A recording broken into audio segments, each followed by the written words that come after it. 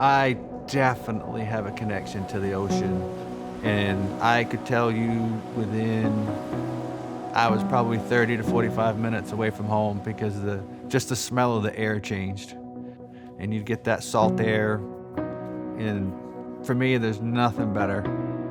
It's sort of difficult to define because it's more than just a job for Maine lobstermen.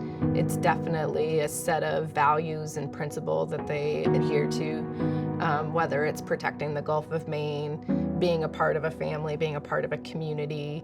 It extends way beyond just being on the boat catching lobsters. Fifth grade going into sixth grade, I believe. I started actually getting into the lobstering industry, and since then I've really enjoyed it, and it's really all because of my dad. It's a great place to be, and I wouldn't want to be anywhere else. I think the most practical aspect that lobstermen support is the economics of the community. Most lobstermen spend their money pretty close to home at the local marine store. They get their trucks at the local truck place. They get coffee at the local coffee shop. They spend their money at the local grocery store. A lot of their money is invested right back in their community. If it wasn't for lobster, and there's a lot of small stores down here that may or may not have survived. I feel like a sense of connection with other people, and I feel pretty cool that like I'm able to do this because not a lot of other people are. And it's also pretty cool that like me and my brother are lobstering on our own too. How many kids can say that they go on a boat by themselves and go hauling? So I think that's pretty cool. I'm not sure that I've met a fishing family that you didn't have some kind of a connection to.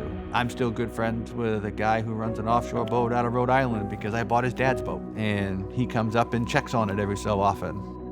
You know, we have our community right here in Harpswell, but we have a number of other communities along the coast that are all similar, that we all have similar values, similar connection to the ocean, similar dedication to making sure we have a healthy ecosystem.